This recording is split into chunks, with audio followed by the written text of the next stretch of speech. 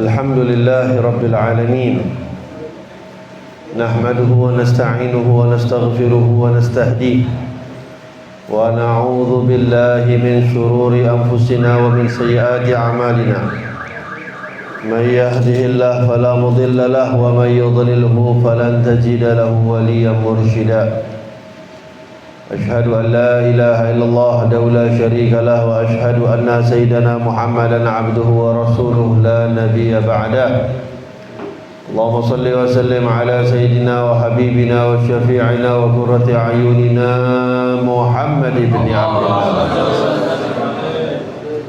miftahi babi rahmatillah adada ma fi ilmillah salatan wa salaman daimaini bidawami mulkillah wa ala alihi wa sahbihi wa mawalah wa la hawla wa la quwata illa billah.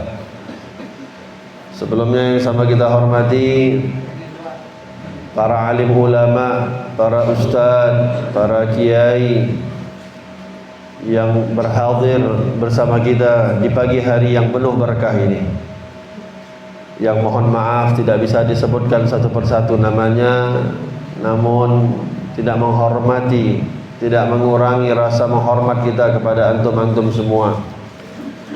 Berhubung kita baru juga pertama kali masuk ke sini, jadi pikir nyampe nyanyi betul apa enggak jalan dan nyasar atau gimana. Karena Bang Erwin ini waktu ngabarin dia cuma bilang enggak jauh Habib dari sana dari sini. Rupanya Masya Allah. Saya waktu buka maps, ya Allah, ini sholat subuhnya di mana ya? Ala kulli hal, mudah-mudahan insya Allah menjadi pertemuan yang menjalin silaturahmi kita semua insya Allah, khususnya kepada para alim ulama, para ustadznya. Begitu juga tokoh-tokoh masyarakat, Bapak Kades dan seluruh yang hadir. Di antara tokoh-tokoh masyarakat yang juga belum mampu untuk saya menyebutkan satu persatu namanya. Hadirin hadirat, sudah ada hadiratnya ini. Hadirin yang dirahmati oleh Allah Subhanahu wa taala. Alhamdulillah, mudah-mudahan insyaallah perkumpulan kita diberkahi oleh Allah Subhanahu wa taala. Nabi sallallahu alaihi wasallam pernah mendoakan secara khusus untuk umat Nabi Muhammad. Ini kita punya Nabi spesial, Pak. Kita punya Nabi, kita punya Rasul itu spesial. Ya. Nabi yang paling baik, Nabi yang paling hebat, Nabi yang paling mulia, Nabi yang paling agung. Itu pernah beliau mendoakan khusus untuk umat-umatnya. Dan memang Nabi kita, Nabi Muhammad selalu tidak pernah melupakan umatnya. Nabi SAW memohon kepada Allah, Allahumma barik li ummati fi bukuriha. Ya Allah, berkahilah umatku di pagi-pagi harinya mereka. Ini yang kita kerjakan, Masya Allah. Kita bersilaturahmi satu dengan yang lain, antara masjid dan masjid, antara musalla dan musalla, kita berkumpul. Niatkan yang pertama untuk kita menuntut ilmu di jalan Allah. Niatkan kita berzikir, tadi kita baca sholawat bersama-sama, bentuknya juga termasuk zikir. Niatkan kita berkumpul satu dengan yang lain untuk bersilaturahmi. Ini merupakan tanda yang baik yang ada pada satu daerah apabila orang-orang musliminnya saling bersatu, saling berkumpul untuk kebaikan. Bahkan Nabi SAW pernah mengatakan, majtama'a qaumin, tidaklah umatku itu akan berkumpul dengan perkumpulan yang banyak, bidallatin, dengan perkumpulan yang sesat itu tidak ada insyaallah. Keperkumpulannya kita adalah perkumpulan yang akan mendatangkan rahmat, berkah, karunia dari Allah Subhanahu wa taala. Terkhusus di saat-saat ini kita sangat membutuhkan pandangan Allah Subhanahu wa taala. Kita sangat membutuhkan bantuan dari Allah Subhanahu wa taala. Musibah demi musibah diberikan oleh Allah Subhanahu wa taala. Musibah dari zahir, musibah dari batin. Allah Subhanahu wa taala sekarang sedang menguji kita dengan penyakit yang menyebar di seluruh dunia. Yang kita yakini tidak ada satu musibah yang diturunkan oleh Allah melainkan itu karena dosa kita semua. Kita harus sadar itu. Dimanapun musibah diturunkan oleh Allah itu dikarenakan dosa kita, hadirin. Namun yang kali ini agak luar biasa. Mungkin satu dunia berdosa sehingga semuanya serentak dikasih musibah oleh Allah Subhanahu wa taala. Namun musibah itu adalah sunnatullah yang tidak bisa kita hindari. Yang terpenting adalah bagaimana cara kita menyikapi musibah tersebut. Kalau kita menyikapi musibah tersebut dengan justru malah ingkar kepada Allah, maka siap-siap kita menjadi orang-orang yang dilaknat oleh Allah Subhanahu wa taala.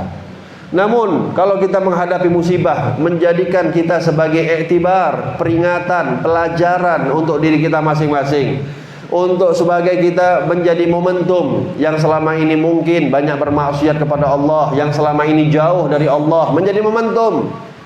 Dia mengingat mati, dia mengingat bahwasanya umur yang diberikan oleh Allah Subhanahu wa taala tidak lama. Terlebih-lebih hadirin, memang jatahnya kita ini adalah jatahnya sebagai umat Nabi Muhammad. Ya, itu sudah dikasih stempel oleh Rasulullah sallallahu alaihi wasallam, nabi kita, a'maru ummati ma baina sittina wa sab'in. Umurnya umatku itu cuma 60 sampai 70 tahun. Wa qalilum ma jawaza dzalik. Sedikit yang lewat dari itu. Ya kan, sedikit. Namun alhamdulillah, masya Allah, bapak-bapaknya banyak pula. Ya, biasanya. Ya, tapi ya memang kalau subuh-subuh ini bapak-bapak sih mayoritasnya ya. Anak-anak mudanya Allah alam lagi di mana. Ini lagi di khayal, lagi di alam mana. Namun hadirin, bapak-bapak yang dirahmati oleh Allah Subhanahu wa taala, udah dibatasin umur kita sama Nabi Muhammad sallallahu alaihi wasallam. Dan memang betul kan? Kita mendapati mungkin sudah jarang orang melewati umur 70 tahun. Dulu itu kalau ada orang sampai umur 70 tahun, 80 tahun masih biasa. Umur 100 tahun dianggap wali, keramat. Tapi sekarang mungkin umur 70 tahun lewat aja udah dianggap keramat. Masih selamat dia rupanya, masih hidup. Ya, masih bisa dia lewati lika-liku kehidupan ini. Iyalah, kita coba lihat. Sekarang usia 20 tahun udah sakit asam urat. Ya, usia 25 tahun udah kena prostat, udah kena kanker, udah kena gula, diabetes, macam-macam penyakitnya. Wa subhanallah, itu semua teguran hadirin. Itu semua teguran yang kita kembalikan pada diri kita masing-masing. Namun kita sekarang ditegur secara berjamaah. Ditegur kita secara berjamaah oleh Allah Subhanahu wa taala. Nampaknya dulu kita ketika ditegur dengan penyakit-penyakit yang merupakan salah satu tanda pintu terbesar untuk kita mati. Ya, pintu terbesar untuk kita mati, seakan-akan kayaknya kita sekarang udah tidak terlalu takut lagi dengan peringatan yang Allah berikan itu. Ya, bahkan udah santai aja kita sekarang. Ya, ditakut-takutin dengan apapun udah gak takut lagi. Dulu ada slogan, merokok dapat menyebabkan sakit jantung, kanker, tenggorokan, paru-paru dan yang lain-lain. Banyak juga nih orang ngerokok. Gak putus-putusnya orang merokok. Begitu juga ditambah lagi sekarang. Oh, ini udah kepanjangan, malas bacanya. Merokok membunuhmu. Merokok dapat membunuhmu. Ya. Banyak pula orang mengatakan, itu Ustadz, kalau rokoknya dapat, kalau beli enggak. Nah, itu kalau rokoknya dapat, kalau beli enggak dapat membunuhmu. Ala kulli hal hadirin. Dulu penyakit-penyakit itu rasanya kalau sudah kena penyakit ini, wah kita khawatir. Penyakit ini khawatir. Namun kan sekarang orang-orang sudah hilang rasa takut itu. Ya, nampaklah diancam-ancam dengan bagaimanapun ya sudah nggak apa-apa. Ya. Malah banyak juga orang-orang yang mengatakan, saya 50 tahun, 60 tahun berokok nggak mati-mati. Pas saya mau berhenti merokok mati. Ya. Ala kulli hal hadirin, walhasil inilah bentuk-bentuk mungkin sudah mungkin dah rasa hilang kita, rasa takut kita hilang dibuat sama Allah Subhanahu wa taala. Tapi mungkin sekarang ini Allah buat lagi lebih dalam lagi. Mungkin dulu kita takutnya sama kanker, penyakit jantung, ginjal gagal dan segala macamnya. Sekarang bapak-bapak gampang saja Allah tegur kita. Ya, demam sekarang bisa bikin mati, Pak. Demam sekarang mati kita. Batuk sekarang ini mati kita. Batuk kita, itu batuk mati itu. Bahkan ya, orang yang paling ditakuti sekarang bukan yang badannya kekar, bukan yang badannya besar-besar, bukan yang ototnya besar-besar. Batuk aja depan orang, lari semua itu orang. Masuk ke mall tuh bilang aja saya demam. Itu udah pada khawatir semua. Gak ada yang bakal mau dekat lagi sama kita. Bilang aja. Oh, apa? Ente mau ngapa-ngapa? Mau ngapain? Mau macam-macamin saya? Saya lagi batuk nih. Saya lagi flu, saya lagi demam, udah khawatir orang. Pilek, Mati sekarang kita, Pak. Ya, sesak napas pun mati. Ya. Artinya kan ini penyakit-penyakit yang nggak ada virus ini pun. Ya, dari dulu juga penyakit ini sudah pernah kita alami semua. Saya yakin nggak ada satupun orang yang di masjid ini yang nggak pernah demam, tuh nggak mungkin. Ya, dari kecil sampai sekarang usia kita nggak pernah demam seumur hidup tuh nggak mungkin, pasti ada demam.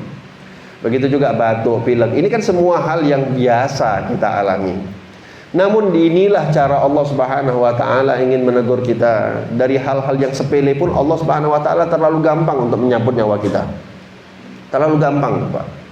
Ya, enggak dipikir oleh Allah Subhanahu wa taala, kamu ini orang soleh. Ya, kamu ini orang maksiat. Oh, kamu duluan yang saya beri bunuh. Kamu enggak, kamu akan lama. Enggak.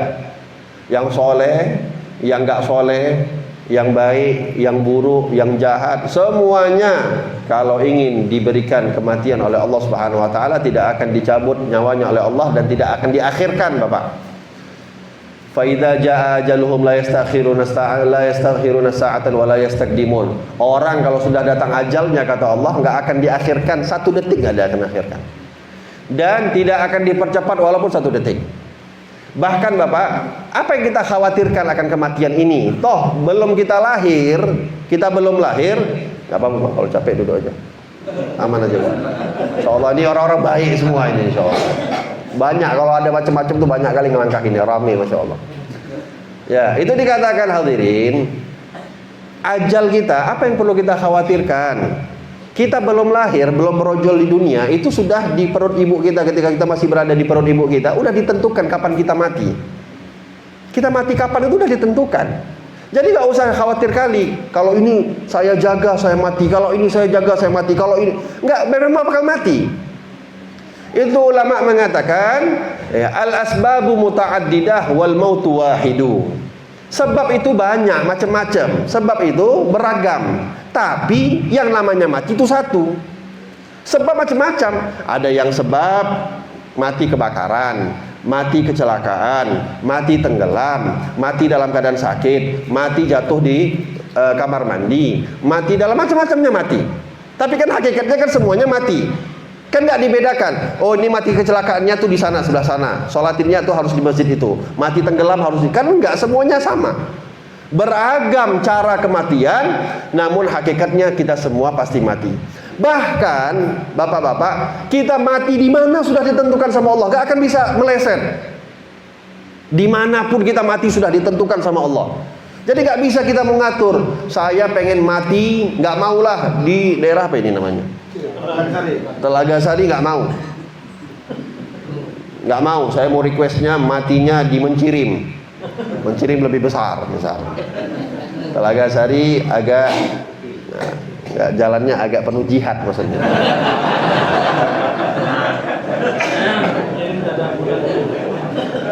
Mencirim udah ada ambulannya, masya Allah. Insya Allah ini kalau bersatu semua ini, apa yang nggak bisa coba? Mau buat ambulan, nggak lah, tinggal tunjuk mau ambulan yang kayak model mana. Ini lagi musola, ini lagi mau diperluas. Siapkan. Inilah amal terbaik kita, Pak. Jangan anggap amal kita yang akan kita banggakan tuh nanti di yaumil kiamah adalah amal kita yang kita habiskan untuk foya-foya. Itu enggak. Itu akan kena hisapnya tuh nanti di yaumil kiamah. Dan semuanya kena hisap. Bapak tahu ada salah seorang sahabat namanya Abdurrahman ibn Auf, sahabat Nabi Sallallahu Alaihi Wasallam. Ini Abdurrahman ibn Auf, ini termasuk sahabat yang telah dijamin di antara 10 orang yang dijamin oleh Allah masuk dalam surga. Itu ada 10 orang. Ada Sayyidina Abu Bakar di situ, Sayyidina Umar, Sayyidina Uthman bin Affan, Sayyidina Ali bin Abi Thalib, Sa'ad bin Abi Waqqas, ya banyak lagi. Abdurrahman bin Auf, Talha bin Ubaidillah, Abu Ubaidah bin Al-Jarrah dan Sa'ad bin Zurarah. Itu ada 10 orang. Ada 10 orang. Di antaranya adalah Abdurrahman bin Auf. Ini 10 orang sahabat ini yang paling afdal di antara sahabat yang lain.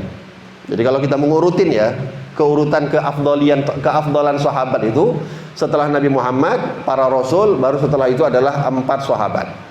Sayyidina Abu Bakar, Sayyidina Umar, Sayyidina Uthman, Sayyidina Ali. Itu nggak akan bisa dikalahkan dengan wali yang manapun.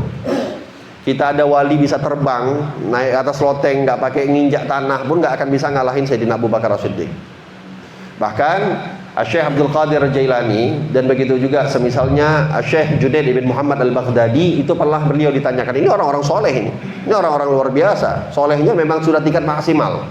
Itu beliau pernah ditanya oleh murid-muridnya, ya Syekh, kira-kira kamu dengan sahabat yang paling rendah derajatnya siapa yang lebih afdal? Itu mereka mengatakan, Syekh Abdul Qadir Jailani mengatakan, Syekh Junaid bin Muhammad Al-Baghdadi, beliau mengatakan, demi Allah, ya, debu yang menginjak di kakinya sahabat yang kamu sebut paling rendah derajatnya itu jauh lebih mulia dibandingkan 70 orang semisal saya. Gak bisa, sahabat ini lain, spesial mereka. Mereka adalah orang-orang yang berjuang sama Nabi. Oleh sebab itu Pak, perjuangan ini berharga. Mereka sahabat berjuangnya sama Nabi Muhammad, jadi berharga selama-lamanya. Lah kita sudah nggak dapat jatah hidup sama Rasulullah, dan saya pun jangan nggak usahlah kita mimpi-mimpi minta-minta, aduh kenapa saya nggak jadi sahabat. Nggak usah. Kita mimpi saja, udah. Lebih bagus kita hidup zaman sekarang, dan memang Allah Subhanahu Wa Taala itu tahu lebih bagus tuh kita hidup zaman sekarang dibandingkan zaman sahabat. Kenapa? Tengok-tengoklah Pak, sadar-sadar diri kita masing-masing. Ya. Dengan kadar keimanan kita, jangan harap kita bisa jadi golongan sahabat. Bisa jadi kita menjadi orang yang justru malah membenci sahabat dan Nabi Muhammad. Takutnya dengan kadar iman kita ya, dengan kadar iman kita ini, bisa jadi kita bukan malah justru berada di barisan Rasulullah, pendukung Rasulullah, malah takutnya menjadi di barisan pembenci Rasulullah. Ya, bisa jadi mungkin konconya Abu Jahal, konconya Abu Lahab. Sekarang kan banyak nih konconya Abu Janda. Itu kan imbang-imbang dulu juga nya. Kan mirip-mirip sama yang dulu-dulu itu. Ala kulli hal, sudah ditakdirkan sama Allah Subhanahu Wa Taala. Bapak, tadi kita sampaikan, ya, mati kita kapan, mati kita di mana itu sudah ditentukan. Gak bisa kita tawar-tawar itu. Oke, dulu di zaman Nabi Sulaiman. Nabi Sulaiman ini adalah seorang nabi, seorang rasul. Semuanya tahu insya Allah. Nabi yang bisa berbicara dengan binatang, nabi yang bisa berbicara dengan angin, bisa mengatur angin, diberikan mukjizat oleh Allah Subhanahu Wa Taala. Jangan heran kalau mukjizat itu udah nggak ada batasannya. Ya, Nabi kita juga, Nabi Muhammad SAW itu belah bulan pakai jari itu cukup. Nabi itu ya bulan Pak disuruh belah sama orang Quraisy, orang kafir. Muhammad, cobalah kasih nampak kemuliaan engkau, kehebatan engkau, kalau memang kau nabi. Apa yang kalian mau? Belah tuh bulan. Dia belah sama Nabi, kebelah. Terbelah Pak. Pakai jari saja Nabi tunjuk. Gak mungkin. Siapa bilang gak mungkin? Kalau Allah mau buat, kenapa gak mungkin? Emang otak mana yang bisa mempercayai Nabi Musa alaihi salam ya bisa membelah lautan pakai tongkat? Cobalah kita pergi ke Belawan. Bawa tongkat, kita ketok-ketok. Kalau nggak dianggap orang gila kita. Mau harap apa? Terbelah? Nggak akan terbelah. Terpercik pun nggak. Tapi ini adalah mukjizat yang Allah berikan kepada para anbiya. Begitu juga Nabi Sulaiman. Dan subhanallah, Nabi kita ya, Nabi Muhammad SAW ya. Ini Pak, kita banyak-banyak sholawat sama beliau. Ini bulan kelahirannya Rasulullah. Kita sudah sekarang berada di bulan Rabiul Awal ini.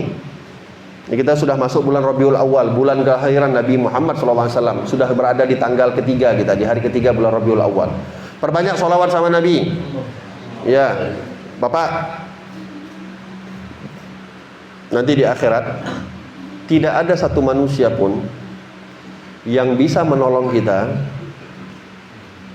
khususnya di saat kita berada di padang mahsyar, di saat kita berada di Shiratal Mustaqim, di saat kita berada di Yaumil Mizan. Satu manusia yang akan bisa menolong kita Pak, Nabi kita Nabi Muhammad. Nabi kita Nabi Muhammad. Itu dalam hadis yang diceritakan oleh Rasulullah sendiri, di dalam kitab Sahih Al-Bukhari disebutkan. Dikatakan nanti keadaan kita di padang mahsyar itu Pak, satu dunia dari zaman Nabi Adam sampai nanti akhir manusia yang ada di Yaumil Kiamah, di hari akhir, di hari kiamat, itu semua akan dibangkitkan oleh Allah dalam keadaan serentak semuanya kita bangkit. Itu nanti kita akan jumpa bapak kita yang mungkin kita belum pernah jumpa, ada sebahagian, atau kakek kita yang kita dari lahir udah meninggal kakek kita, buyut kita, buyut kita, semua akan jumpa kita.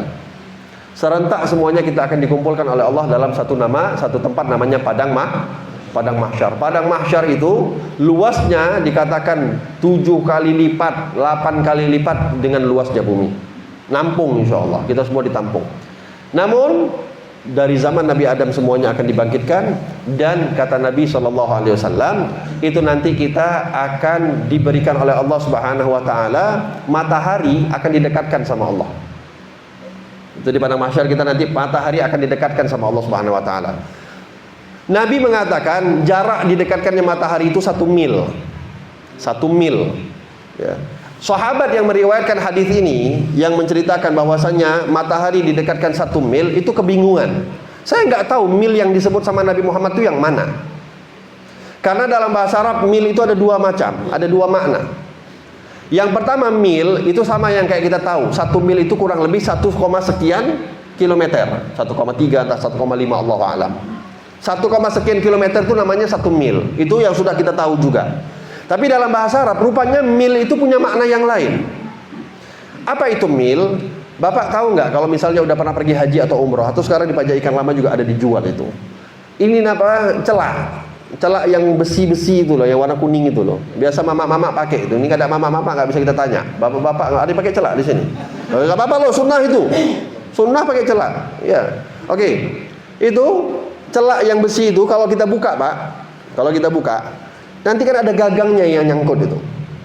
Nah, gagang itu bahasa Arab namanya mil. Gagang celak itu. Aduh, batuk pula.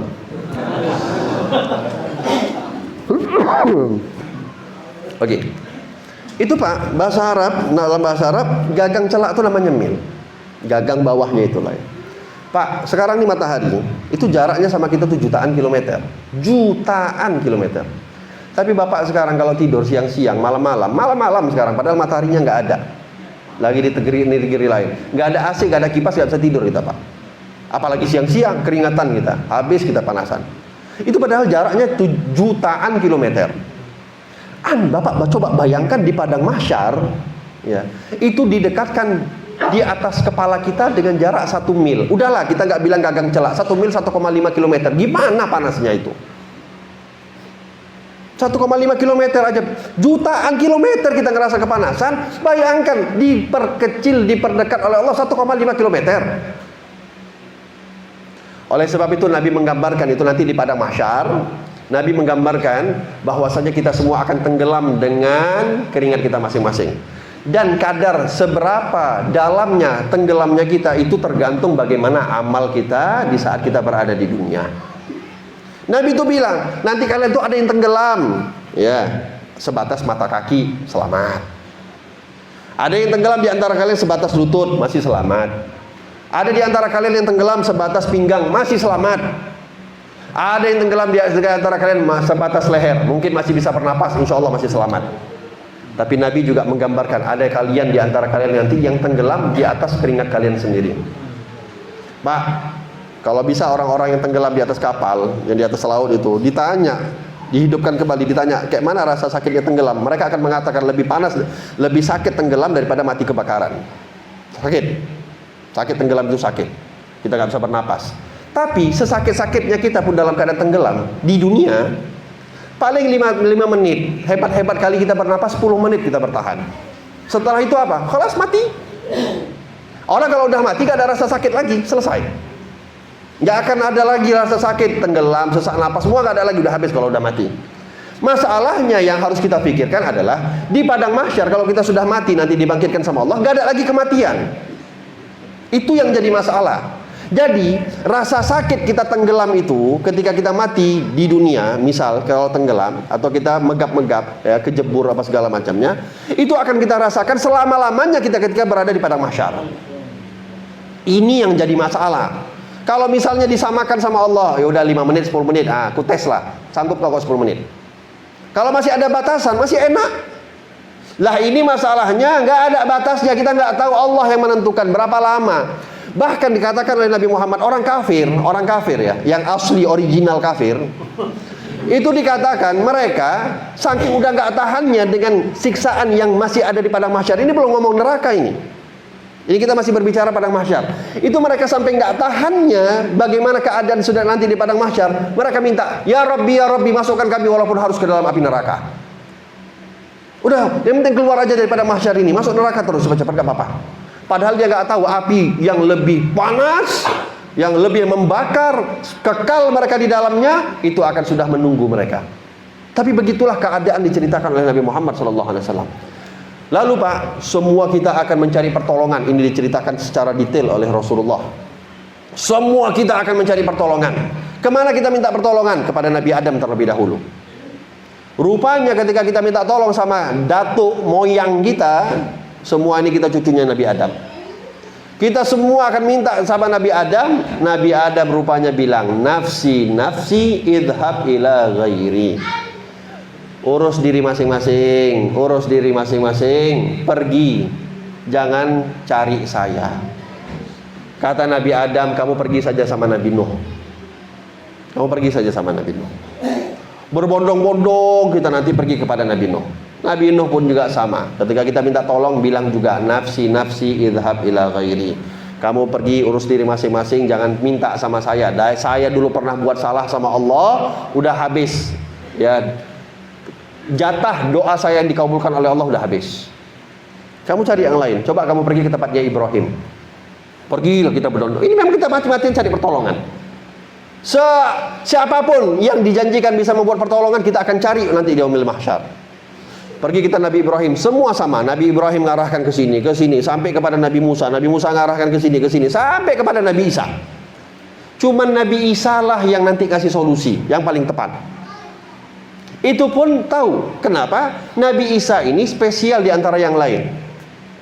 Jadi Pak, walaupun misalnya kita ini sebenarnya mayoritas di Indonesia ini, ya kita ini mayoritas. Tapi Allah alam di sini gimana? Mayoritas? Masih mayoritas insya Allah. Ala kulli hal, kita nggak boleh menafikan walaupun mereka menganggap Tuhan, tapi itu Nabi kita. Nabi Isa itu Nabi kita, Rasul kita yang harus kita imani. Nabi Musa itu nabinya orang Yahudi, tapi Nabi kita juga. Nggak boleh kita mengatakan, oh itu anak Tuhan, oh ini segala macam, oh itu gak ada urusan sama kita. Oh enggak, dia Nabi kita, Rasul kita, Nabi Isa. Seandainya Injil masih ada sebagaimana murni diturunkan oleh Allah kepada Nabi Isa, itu wajib kita imani. Kita baca pun tidak apa-apa, tidak masalah, karena nggak akan pernah sesat itu. Nggak mungkin Pak, Zabur, Taurat, Injil itu berseberangan dengan Al-Quran, nggak mungkin. Kenapa? Karena yang menurunkan satu, Allah. Dan Allah bukan kayak kita pelin-pelan orangnya. Allah itu ya sudah, Allah Maha Esa. Kalau sudah mengatakan ya ini, ya ini. Jadi nggak akan mungkin Taurat sama Injil berterbangan, bertolak belakang, tuh nggak mungkin. Kecuali dalam hukum-hukum far'iyah, syariah ya nggak masalah. Tapi dalam segi akidah nggak mungkin. Nggak mungkin lah. Dalam Injil Allah mengatakan Tuhan itu tiga, dalam Al-Quran Allah mengatakan Allahu Ahad, itu nggak mungkin. Berbeda. Pasti dalam Injil Allah Wahad, di dalam Taurat Allah Wahad, di dalam Zabur Allah Wahad. Pasti. Di dalam Al-Quran disebut nama Nabi Muhammad, di dalam Taurat disebut nama Nabi Muhammad, di dalam Injil disebut nama Nabi Muhammad, di dalam Zabur disebut nama Nabi Muhammad, di semua mushaf ada nama Nabi Muhammad. Karena salah satu tugasnya para nabi, di antara mereka selain mengayomi umat-umatnya mereka, harus kewajiban mereka memberitahu bahwasanya akan datang Nabi akhir zaman namanya Ahmad. Itulah Nabi kita, Nabi Muhammad SAW, dan disebut salah satunya oleh Allah di dalam Al-Quran, wa mubashirun bin nabi min ba'dihi ismuhu Ahmad. Nabi Isa itu adalah orang yang memberikan kabar gembira kepada umatnya bahwasanya akan datang Nabi setelahnya adalah namanya Ahmad. Ahmad itu adalah nama Nabi kita, Nabi Muhammad, yang lebih populer di langit, namun nama Nabi Muhammad lebih populer Muhammad dengan di dunia. Ahmad orang-orang langit, malaikat, penduduk-penduduk langit itu memanggil Ahmad. Kita di dunia lebih populer dengan Muhammad. Ala kulli hal. Itu Pak, semua Nabi, sampailah Nabi Isa, ini yang saya katakan spesial. Kenapa? Karena Nabi Isa ini ujung-ujungnya bakal jadi umat Nabi Muhammad. Dan satu-satunya Nabi loh yang bisa sempat jadi umat Nabi Muhammad ya Nabi Isa. Kenapa? Nabi Isa belum meninggal dalam keyakinan kita. Nabi Isa itu rafa'ullah, diangkat sama Allah Subhanahu wa taala. Dia akan turun kembali. Yang lain-lain nih yang sekarang berada di surga-surga ini, para anbiya ini yang dijumpai oleh Rasulullah SAW, ya, dalam keadaan mereka sudah mati semua, sudah wafat semua, kecuali Nabi Isa. Kan kita sudah belajar itu ketika pelajaran perjalanan Isra Mi'raj.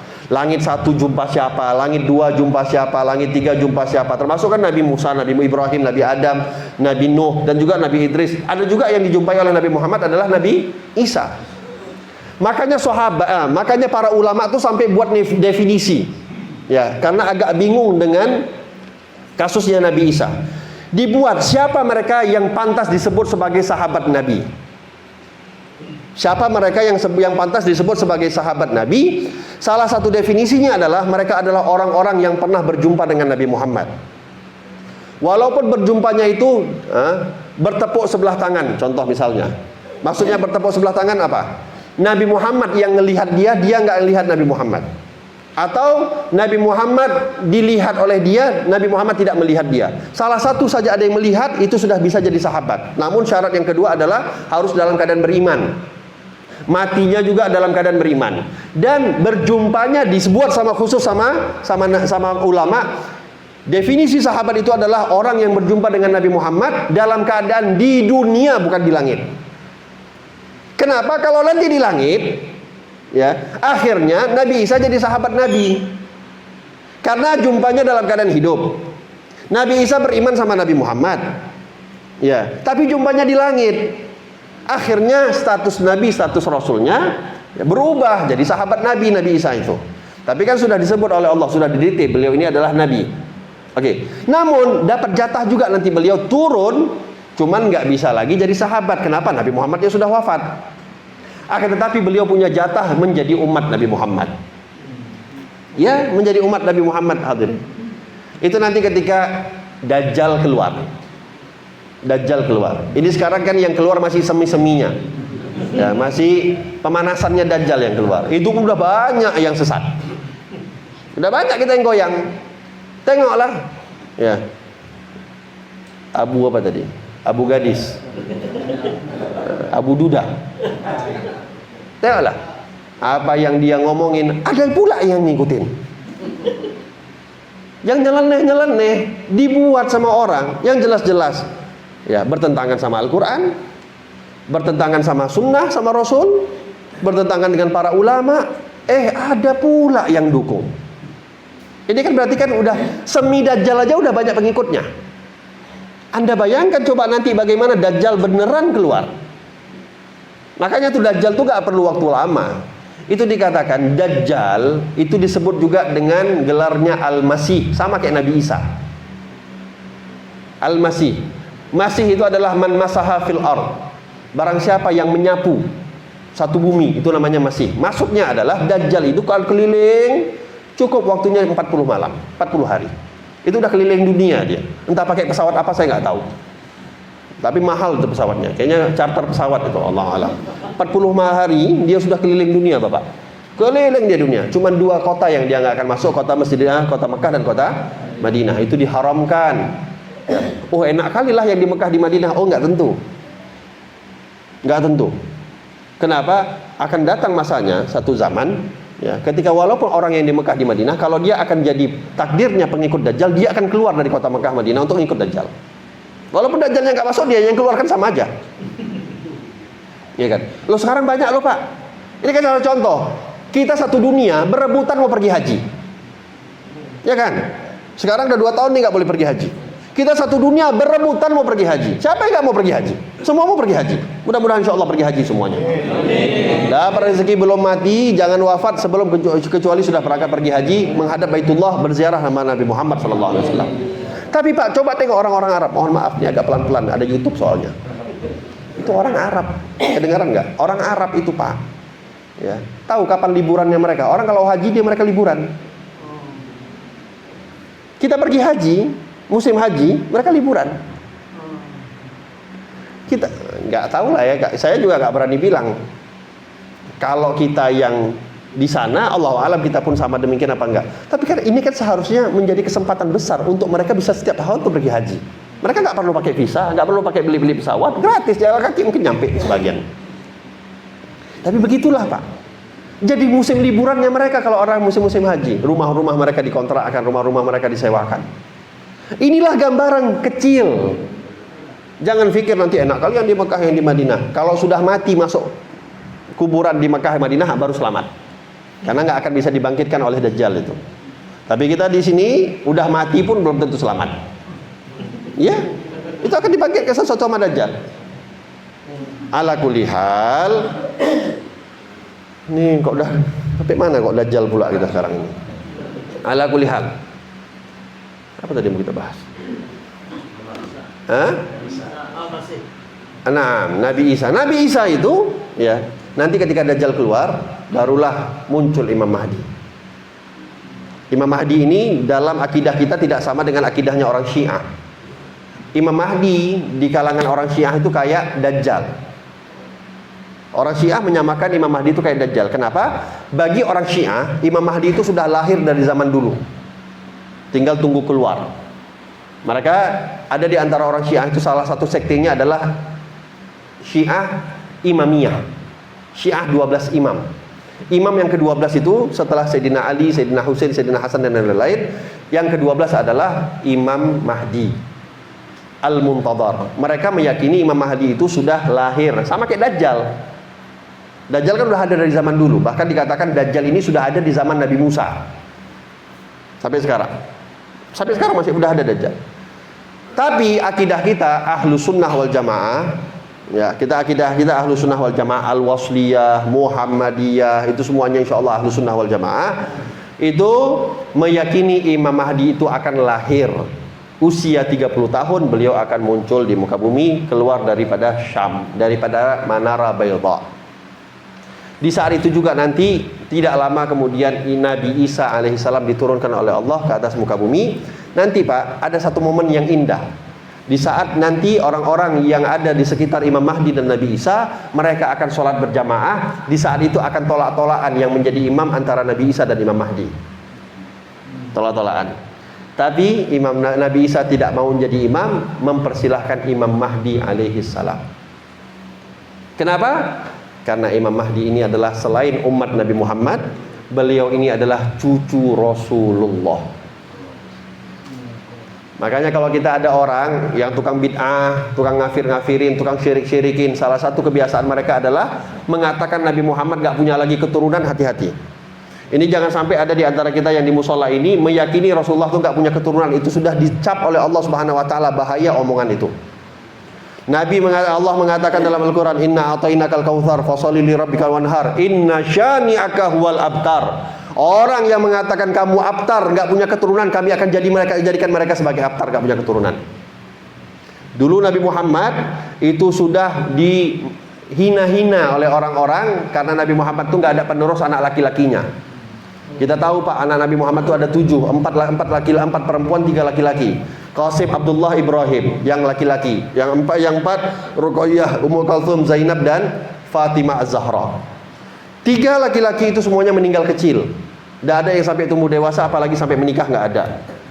Tapi ada hikmah. Kenapa Allah tetap melahirkan Nabi Muhammad? Anak kecil diberikan, laki-laki diberikan oleh Allah walaupun hatinya kecil, supaya satu, kalau didewasakan sampai menikah punya keturunan, bakal ada alasan lagi untuk Allah untuk menjadikan Nabi setelah Nabi Muhammad.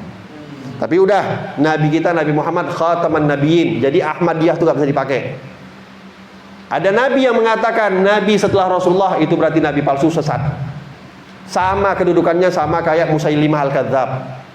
Itu gerombolan-gerombolan Nabi-Nabi palsu, gak usah dipakai lagi. Ini pun satu. Kita di Indonesia dilucu padahal kadang-kadang. Ada Ahmadiyah banyak pengikutnya. Ada aliran sesat ini pengikutnya banyak. Subhanallah, ada aja yang ini. Makanya Pak, ini pengajian-pengajian semisal ini dimakmurkan. Usahakan mendatangkan orang-orang yang kompeten untuk menjelaskan supaya akidah-akidah kita ini nggak rusak. Kita ini sudah diserang dari seluruh lini oleh orang-orang kafir. Gak bisa lagi orang kafir mau melawan kita pakai perang, udah gak bisa lagi. Karena selemah-lemahnya iman kita, kalau kita diserang, agama kita diserang, tetap kita bela. Itu selemah-lemahnya imannya orang mukmin. Diserang agamanya, tetap dia bela. Walaupun ada orang-orang munafik yang tetap menjatuhkannya. Tapi itulah orang mukmin, dan orang kafir sudah belajar. Gak bisa lagi. Makanya dulu ketika ada konferensi Yahudi di Mesir, mereka buat pertemuan, itu mereka buat rapat. Gimana nih cara berperang sama orang muslim ini? Kita perangin. Katanya mereka, udah serang aja, siapkan nuklir sebanyak-banyaknya. Kita hancurkan semua. Oh, nggak bisa. Mereka akan main, mereka akan lawan, walaupun ada pisau di rumahnya mereka akan gunakan sebagai senjata. Itu orang muslim. Lalu gimana? Rupanya di situ di saat kongres itu ada setan menjelma. Dia mengatakan, gampang saja, gak usah kalian takut, Islam itu gak akan bangkit. Gak akan bangkit. Kenapa? Selagi orang-orang muslim tidak ramai sholat subuh sebagaimana sholat Jumat, gak akan bangkit. Udah, gitu aja. Jadi yang menentukan kita bangkit atau enggak ya kita sendiri. Sudah kita jadikan gak masjid-masjid kita ini sholat subuhnya seramai sholat Jumat? Atau masih gitu-gitu aja? Sholat Jumat penuh sampai keluar. Sholat subuhnya ya udahlah 2 soft dah hebat kali. Jadi itu semua balik sama kita, Pak. Kita mau jaya, kita mau rusak, itu semuanya tergantung sama diri kita masing-masing. Ala kulli hal, itu dikatakan Nabi Isa dan Imam Mahdi bertolak-tolakan. Ya. Nah, tadi saya katakan, Nabi tidak boleh ada Nabi lagi setelahnya. Nabi tidak lagi ada Nabi setelahnya. Tamam. Kenapa dilahirkan juga anak laki-laki? Karena di Arab waktu itu, di kalangan orang Arab waktu itu, Nabi itu, seseorang itu, orang laki-laki, kalau nggak punya anak laki-laki itu cemen. Kalau nggak bisa buat anak laki-laki itu nggak paten, nggak perkasa. Dibuatlah sama Allah 3 anak Nabi Muhammad laki-laki, walaupun meninggal kecil. Nah, itulah hikmah-hikmah. Memang betul, Nabi Muhammad dari segi anak laki-lakinya tak punya keturunan. Tapi Nabi sudah bilang, keturunan aku bukan dari anak laki-laki, dari anakku Fatimah. Makanya Siti Fatimah ini spesial, anak kesayangan Nabi Muhammad, putri tercinta. Ini Siti Fatimah tidak dinikahi kecuali dengan orang yang masih sedarah dengan Nabi Muhammad. Itu Sayyidina Abu Bakar pernah melamar Fatimah, nggak diterima sama Nabi. Sayyidina Umar pernah melamar Siti Fatimah, nggak diterima sama Nabi. Bukan bahas masalah mulia nggak mulia, kita meyakini akidah kita Ahlus Sunnah wal Jamaah. Tadi kan udah kita sebutkan. Ya, sahabat di antara yang paling mulia, ya, di antara yang paling mulia adalah 10 orang yang masuk ke dalam surga dijamin. Di antara 10 orang itu 4 orang, Abu Bakar, Umar, Utsman, Ali. Di antara 4 orang ini ya sesuai urutan kekhalifahan, itulah kemuliaan. Berarti kalau kita ngomong antara Abu Bakar dan Umar, lebih mulia Abu Bakar. Antara Umar dan Utsman lebih mulia Umar. Antara Utsman dan Ali lebih mulia Ali. Dan lebih mulia Utsman. Ala kulli hal. Bukan perhatian Nabi mulia atau tidak mulianya Abu Bakar dan Umar waktu itu yang ingin melamar Siti Fatimah makanya ditolak. Tidak. Tapi Nabi Muhammad mau jaga nasabnya Rasulullah. Mau jaga keturunannya Nabi, ditunggu-tunggu. Mana Ali kok nggak datang? Ali ini adalah sepupunya Rasulullah. Masih sedarah. Oleh sebab itu dinikahkan dengan Nabi Muhammad dengan Siti Fatimah untuk melanjutkan. Dan bukti nyata keturunan Nabi itu belum putus. Imam Mahdi itu nanti keturunan Nabi. Rasulullah yang bilang ini, bukan saya yang bilang. Rasulullah yang mengatakan bahwasanya Imam Mahdi itu adalah keturunanku, namanya persis sama dengan aku, Muhammad bin Abdullah.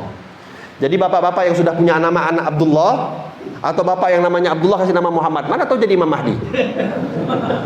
Loh, kan nggak ini, mana tahu Imam Mahdi nyasar di Telaga Sari, kan Allah alam.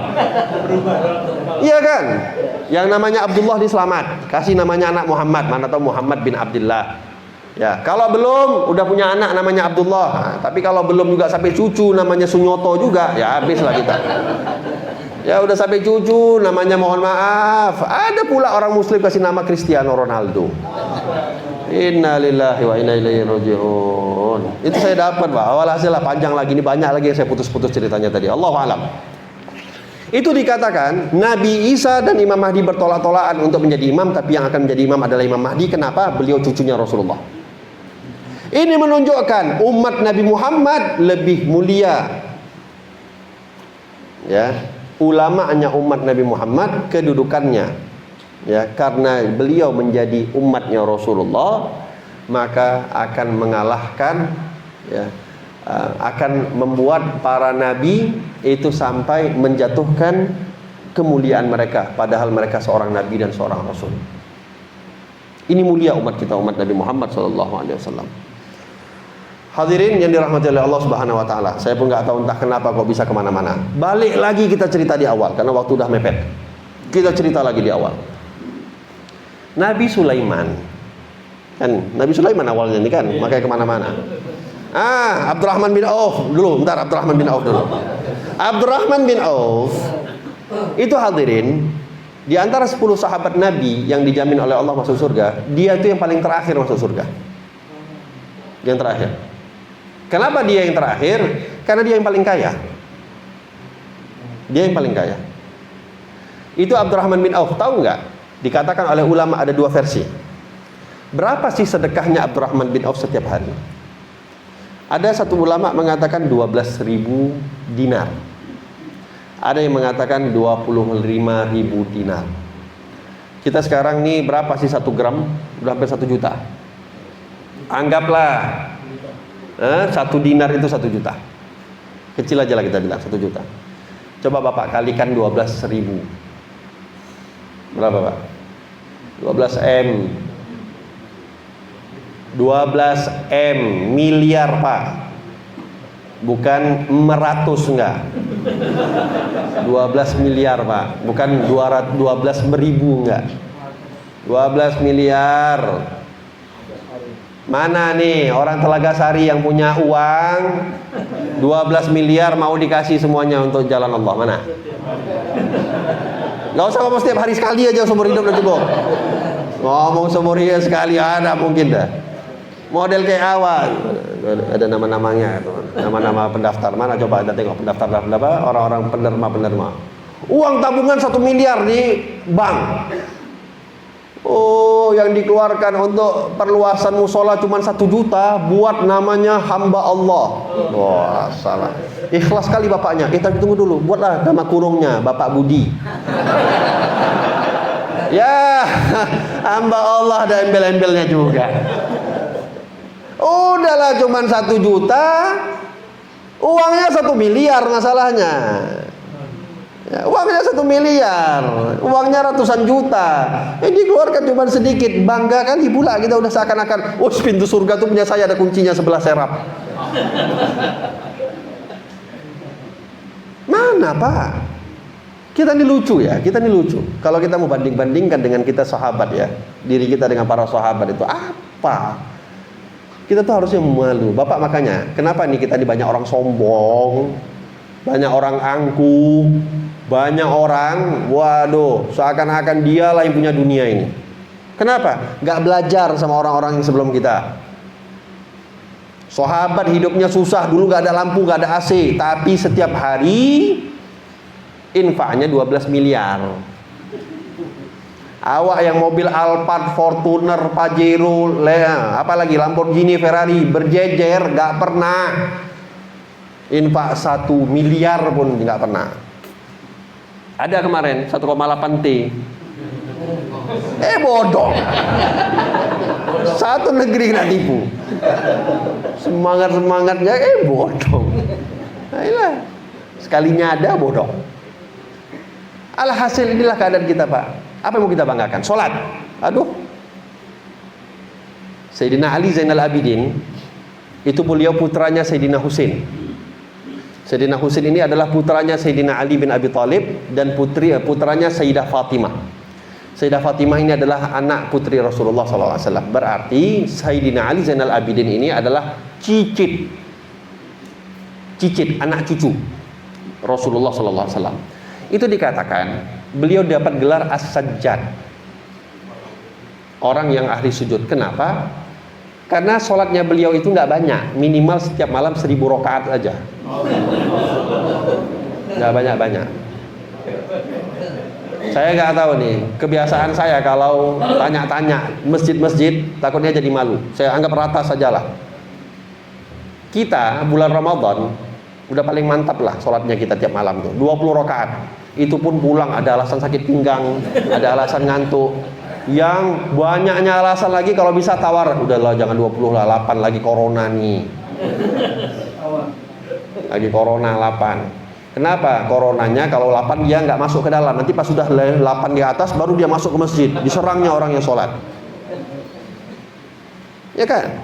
Sekarang kan banyak sekarang nih masjid-masjid dari 20 jadi 8. Alasannya corona. Nggak masuk akal. Dia malas, tapi ngajak orang malas pakai dalil jamaah. Malasnya pakai nakut-nakutin orang, padahal dia yang malas untuk 20 rakaat. Kalau kita mau berbicara ya, itu yang sholat 8 rakaat. Saya nggak mau tahu ya, Nur Adnan saya nggak mau tahu berapa rakaat, masjid-masjid yang lain saya nggak mau tahu. Karena nanti merasa nggak enak kalau saya tanya. Ada masalahnya, dulu pernah sekali saya ceramah dalam satu masjid, saya tanya, Saya udah cerita habis-habisan. Saya bantahlah orang-orang yang mengatakan sholat tarawih itu 8 rakaat. Saya tanya, masjid ini berapa? 8 Ustaz, mati. Saya udah habis-habisan saya membantah yang 8. Rupanya saya tanya, masjid saya ceramah rupanya 8 rakaat. Waduh, kacau. Tapi saya nggak mau tahu, biar saya selamat. Coba Bapak periksa, mana mazhab yang mengatakan 8 rakaat? Mazhab Syafi'i kah, mazhab Hanafi kah, mazhab Maliki kah, mazhab Hambali kah? Coba tengok. Mana? Imam Hanafi bilang 20. Imam Maliki bilang 20. Imam Syafi'i bilang, Imam Hanafi bilang 20, Imam Syafi'i bilang 20, Imam Hambali bilang 20. Rupanya ada satu yang bilang bukan 20. Oh, kamilah itu Ustaz yang 8 tuh. Ikut Imam Malik. Oh, sorry. Imam Malik bilang 36. Imam Malik bilang 36 bukan 20. Jadi Anda ikut siapa? Oh, kami ikut Rasulullah. Ya, kayak Imam Syafi'i gak ikut Rasulullah. Kayaknya Imam Syafi'i itu apa, baca kitab Injil bukan kitab Al-Quran. Siapa kita mau langsung sama Al-Quran dan hadis? Ini sekarang lagi banyak nih slogan-slogan, kembali kepada Al-Quran dan Sunnah, kembali kepada Al-Quran dan Sunnah. Gak usah pakai ulama-ulama. Hei, sadar, bangun, mimpi ente, siram air, itu orang ngomong kayak gitu. Anda siapa? Anda hidup di masa siapa? Mereka siapa? Hidup di masa kapan? Imam Syafi'i itu adalah di tabi'ut tabi'in. Imam Malik tabi'ut tabi'in. Imam Abu Hanifah termasuk tabi'in. Anda siapa? Anda tuh tabi'ut tabi'in, tabi'ut tabi'in, tabi'ut tabi'ut tabi'ut tabi'ut tabi'ut tabi'ut tabi'ut tabi'ut sampai 50 tabi'ut tabi'in. Mau Anda badaikan dengan tabi'ut tabi'in? Saya ambil contoh, saya kasih estafet ucapan. Saya sampaikan kepada Bapak yang di sebelah saya. Pak, saya sampaikan ucapan saya 50 kalimat. Tolong Bapak sampaikan dengan yang di sebelahnya lagi. Bapak sampaikan. Itu biasanya udah pakai bumbu, Pak. Kalau nggak kurang, akan kurangnya ingatan atau bertambah pandai-pandaian. Ya kan? Ini kan banyak nih musibah-musibah kita sekarang di pengajian-pengajian menyampaikan kabar gembira, kabar berita ilmu 100% disampaikan oleh ustadznya. Yang masuk di kepala kita 50. Ya kan? Yang disampaikan 25, itu pun sudah banyak bumbu cabenya, bumbu rendangnya, bumbu macam-macamnya. Tambahan dari awak sendiri. Kita yang menjadikan kembalikan 100%. Padahal yang masuk di otak kita cuma 50, yang bisa kita sampaikan cuma 25. Tapi gambarannya coba, 50 kalimat saya sampaikan kepada Bapak yang di sebelah saya, Bapak tolong sampaikan kepada yang di sebelah. Masih ada kemungkinan lebih besar sampai kepada orang yang kedua atau orang yang ketiga, masih memungkinkan 50, paling kalau kurang 49 kata. Tapi coba kita estafet 50 kalimat dihafal semua, baca, ratakan, pinggirkan atau bagikan semua sampai yang paling di ujung di luar sana. Kalau nggak ujungnya cuma tinggal setengah kata aja yang tinggal. Ini contoh. Mereka murni dekat kali sama Nabi Muhammad, dekat ketol mereka sama Rasulullah. Apa yang mau diragukan? Mereka masih melihat orang beribadah sama Nabi Muhammad. Kita melihat siapa? Ada sahabat yang rupanya pernah kita lihat. Apa pernah lihat jumpa Nabi Muhammad langsung? Kan mata itu kalau melihat lebih mudah untuk diingat dibandingkan orang yang membaca. Ilmu itu akan lebih mudah kalau kita praktekkan langsung dibandingkan hanya teori saja. Mereka sahabat, mereka tabi'in, mereka langsung praktek melihat apa yang dilakukan oleh Nabi Muhammad SAW. Oleh sebab itu Nabi mengatakan, "Shollu kama ra'aitumuni usolli." Kalian sholat sebagaimana kalian lihat aku sholat. Bukan Nabi mengatakan sholatlah kalian sebagaimana aku ajarkan kalian sholat. Atau kalau kalian baca bagaimana cara aku sholat. Enggak. Ra'aitumuni, sebagaimana kalian lihat aku sholat. Makanya silsilah kita dalam sholat itu bagaimana cara sahabat melihat Nabi, bagaimana cara tabiin melihat sahabat sholat, bagaimana cara tabiut tabiin melihat tabiin sholat. Begitu seterusnya sampai kita zaman sekarang. Ada pula orang mengatakan kami nggak ikut, kami langsung Al-Quran dan Sunnah, nggak pakai imam-imam, nggak pakai madhab-madhab. Ya berarti anda buat madhab sendiri. Itu kan secara nggak langsung anda buat madhab sendiri. Ada pula orang mengatakan, mana bisa dipakai Imam Syafi'i, mana bisa dipakai Imam Malik. Mereka aja nggak pakai Bukhari dan Muslim. Iya, betul. Oh, Imam Syafi'i gak pakai Bukhari Muslim. Betul memang. Gak ada dipakai Imam Bukhari Muslim itu. Imam Abu Hanifah juga gak pernah pakai Bukhari Muslim. Awak kan tahunya setelah Al-Quran kitab Bukhari. Iya, gak pernah dipakai sama Imam Abu Hanifah. Imam Syafi'i gak pernah pakai Bukhari Muslim, betul. Imam Maliki gak pernah pakai Bukhari Muslim, betul. Imam Hambali gak pernah pakai Bukhari Muslim, betul. Kenapa? Karena belum lahir. Mereka duluan lahir baru Imam Bukhari. Imam Bukhari itu belajar sama Imam Hambali. Imam Hambali itu gurunya Imam Bukhari. Kayak mana caranya mereka mau pakai hadis yang belum lahir? Cuman itulah tadi, awak bodoh juga. Iya, kok nggak belajar sama Imam Bukhari mereka? Padahal kayak mana mau belajar sama orang belum lahir? Nah, inilah kalau kita kurang ilmu. Tadi saya katakan, Pak, mana mazhab yang mengatakan 8? Kalau ada bawa sama kita. Kecuali ada satu mazhab yang kelima, mazhab Malasi. Mazhab mengantui. Ala kulli hal, Bapak, tadi saya katakan Abdurrahman bin Auf itu menjadi orang yang terakhir di antara 10 orang yang masuk surga. Di antara 10 orang yang dijamin, dia yang paling terakhir. Kenapa? Karena Abdurrahman bin Auf ini walaupun kaya raya, semua hartanya disedekahkan, tapi tetap banyak audit nanti di akhirat. Itu BPK, KPK semuanya akan mengaudit Abdurrahman bin Auf. Anda bayangkan, Bapak, Anda bayangkan itu uang diberikan di jalan Allah, tetap kena audit sedetail-detailnya oleh Allah Subhanahu wa taala.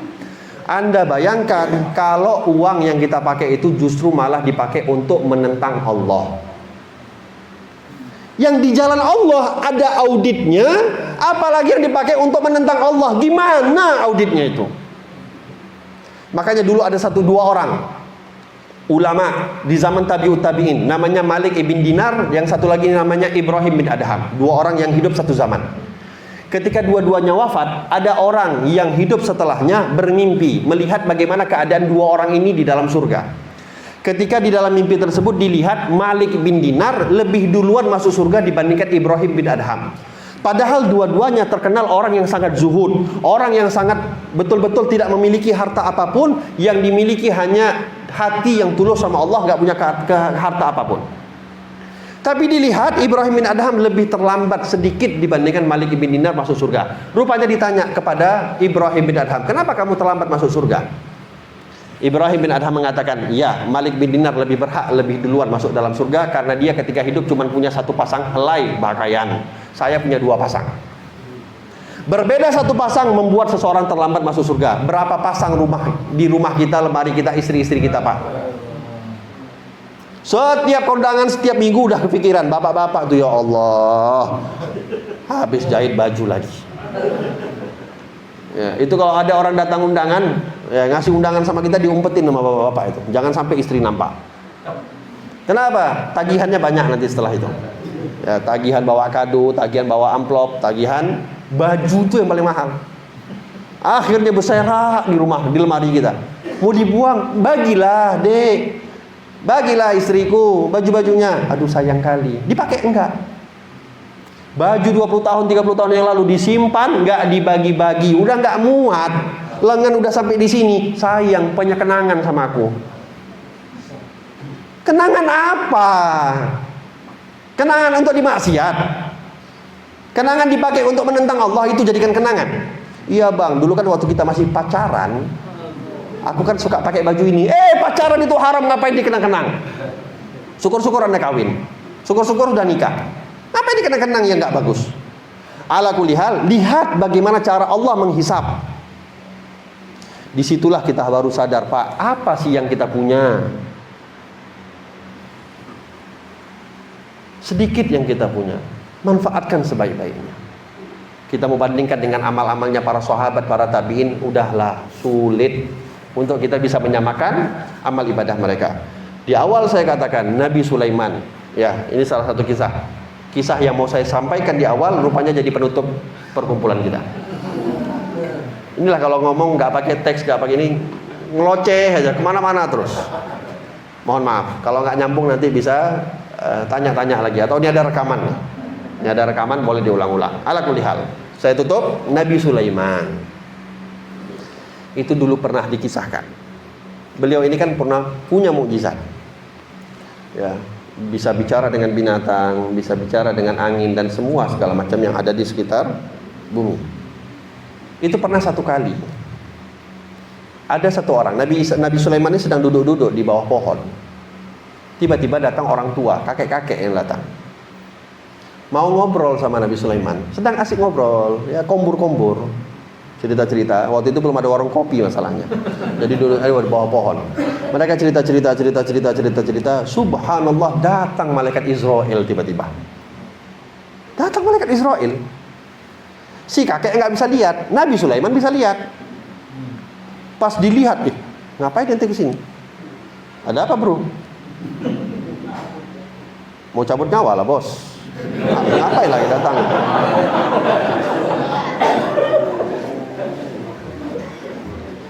Kau pikir aku Jibril? Kasih wahyu, aku cabut nyawa bos. Tugasku cuma satu sama Allah. Nyawa siapa? Aku apa dia? Kalau aku kenapa gak bilang-bilang dari sebelumnya? Kenapa kok tiba-tiba? Oh enggak bos, tenang, dia bos. Sebelah, kawan. Spontan Nabi Sulaiman bilang, Pak, ke Israel depan ke. Hah? Israel? Khawatir, takut. Ngapain? Cabut nyawa lah, ngapain lagi? Masa mau tagih hutang? Mau cabut nyawa ente itu. Nabi Sulaiman tolonglah, belum siap. Nabi Sulaiman tolonglah, saya belum siap. Tolonglah pindahkan saya. Pindahilah saya. Mau pindah? Mau kemana? Gak tahu lah, terserah mau kemana-kemana. Atur-aturlah, penting saya pindah. Alhamdulillah waktu itu belum ada Garuda, belum ada Citylink. Kalau enggak kan lama pesan pesawatnya. Apalagi sekarang harus rapid test, ya, PCR dulu. Mau berangkat kita lama lagi baru bisa berangkat. Canggih pula pesawatnya Nabi Sulaiman. Diambil itu angin-angin, ya, dikumpulkan sama Nabi Sulaiman. Nah, di atas diletakkan kakek itu di atas angin, dibawa rupanya dari Palestina, Jordan waktu itu, dari Jordania, dari Syam sampai tercampak ke India. Sampai campak India. Senanglah di perjalanan, alhamdulillah nggak jadi mati. Rupanya pas nyampe India, memang udah tunggu kawan. Cepret mati. Nyampe India turun mati. Akhirnya malaikat Israel udah selesai tugas, sebelum balik ke langit pamitan dulu sama Nabi Sulaiman. Datang balik lagi ke Syam. Jumpa sama Nabi Sulaiman. Kemana ente kok tiba-tiba ngilang? Gak sopan, gak ada pamit. Saya nih balik mau ngucapin terima kasih sama ente, Sulaiman. Kenapa? Iya, saya ini agak bingung. Saya tadi agak bingung. Allah perintahkan saya untuk mencabut nyawa Fulan bin Fulan. Saya baca di dalam kitab takdirnya dia matinya di India. Kok saya disuruh ke Syam? Syukur ente pindahkan dia ke India sesuai dengan takdir dia rupanya. Cocok berarti dia mati di India. Makasih banyak. Pak, fal mautul ladzi tafiruna min wujuhikum fa innahu mulaqikum. Fal mautul ladzi tafiruna minhu fa innahu mulaqikum. Mati yang kalian lari dengannya, ya. Dia enggak usah kalian lari, dia akan datengin kalian dimanapun. Oleh sebab itu Pak, oke, kembali lagi ya, di awal lagi kita cerita lagi, kembali lagi. Kita disuruh ikhtiar, boleh pakai masker, bagus. Jaga jarak. Udahlah, lewat aja lah itu. Sama ajanya. Kadang di sholat pas lagi masjid, jaga jarak. 1 meter. Yang muat bisa 15 orang jadi 5 orang. Pulang ngopi, kumpulnya dekat-dekat. Oh, kurang ajar.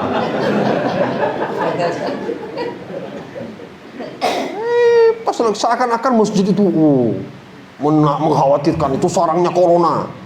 Belum lagi dibuat klaster masjid, klaster musola. Ini masjid tempat paling aman.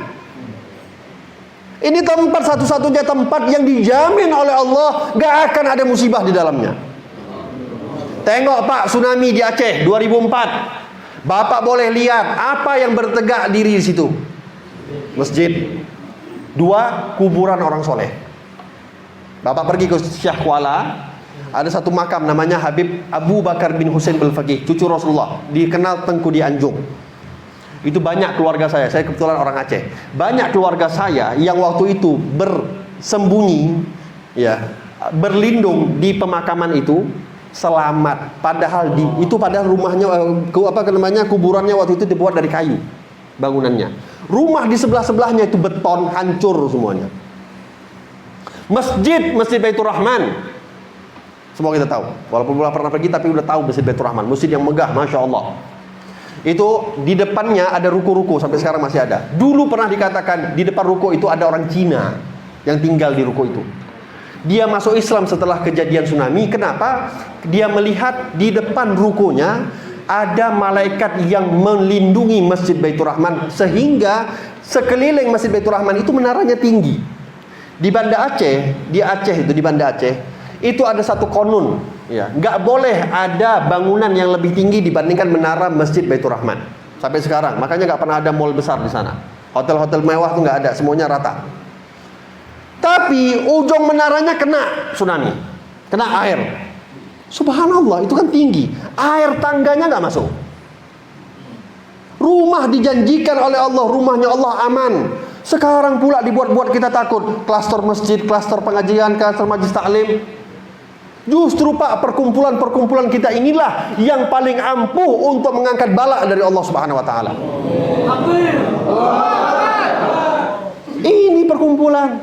Coba usaha apa yang udah dilakukan sama perintah?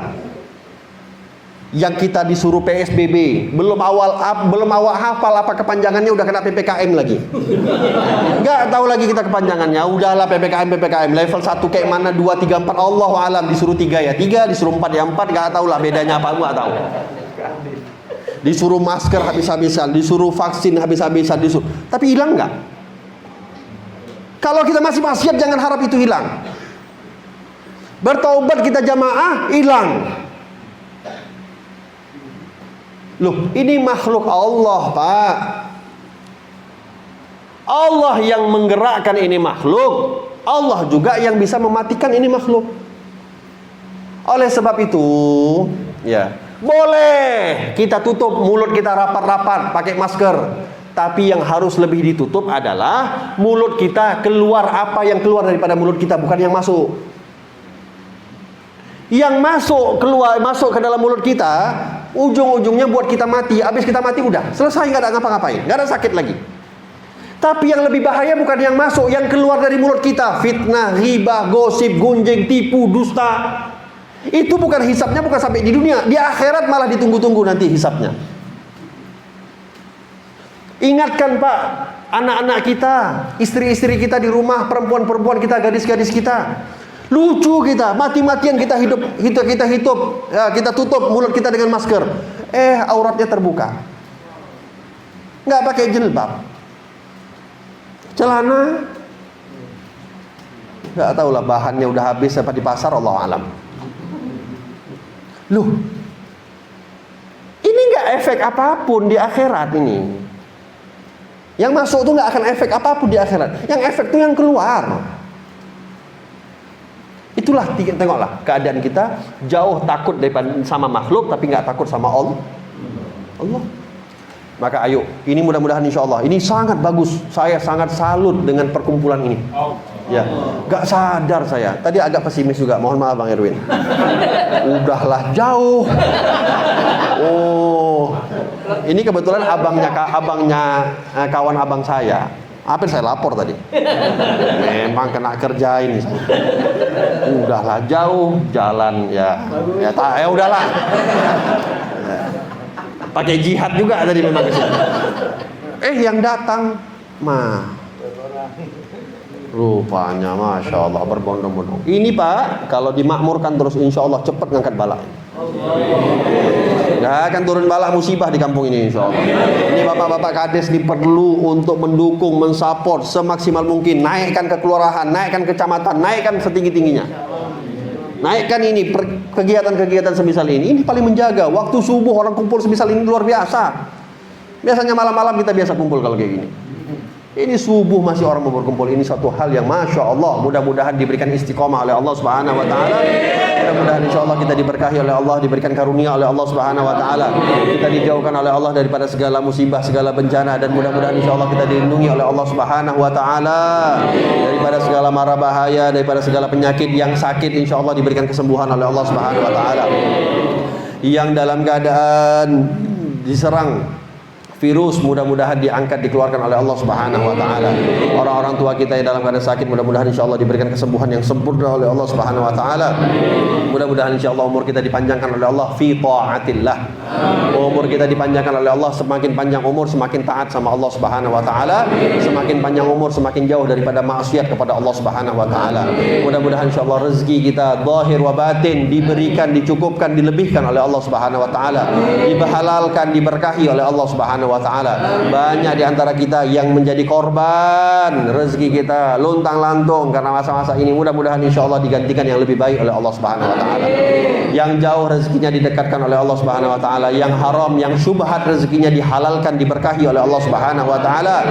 Yang mengharapkan rezekinya turun dari langit diturunkan oleh Allah. Yang mengharapkan rezekinya keluar daripada bumi dikeluarkan oleh Allah Subhanahu Wa Taala. Yang jauh didekatkan, yang sulit dimudahkan oleh Allah Subhanahu Wa Taala. Amin ya rabbal alamin. Mudah-mudahan para alim ulama kita, ustaz-ustaz kita dipanjangkan umurnya, dijaga, dilindungi oleh Allah Subhanahu Wa Taala. Tokoh-tokoh masyarakat kita, bapak-bapak kades kita, tokoh-tokoh masyarakat kita yang hadir maupun yang tidak hadir, mudah-mudahan insya Allah senantiasa dalam perlindungan Allah Subhanahu Wa Taala, diberikan kekuatan oleh Allah untuk memegang amanah yang satu saat akan diminta pertanggungjawabannya oleh Allah Subhanahu Wa Taala.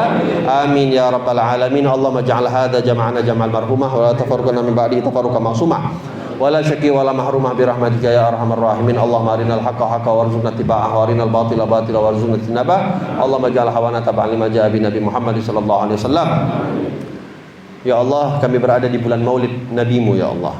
Jadikanlah hati kami senantiasa bertambah kecintaan kepada Nabi-Mu ya Allah. Ya Allah, mudahkanlah untuk kami menggerakkan lisan kami, lidah kami, mulut kami, bibir kami untuk bersolawat kepada Nabi-Mu ya Allah. Ya Allah, jadikanlah Nabi Muhammad penolong kami nanti di yaumil qiyamah ya Allah. Ya Allah, berikanlah syafaat Nabi Muhammad kepada kami ya Allah, di saat tak ada satu orang pun yang dapat memberikan syafaat kecuali Nabi kita Nabi Muhammad sallallahu alaihi wasallam. Amin ya rabbal alamin. Ya Allah, sebagaimana Engkau kumpulkan kami di dunia pada hari ini, kumpulkan kami nanti di akhirat di surga-Mu ya Allah.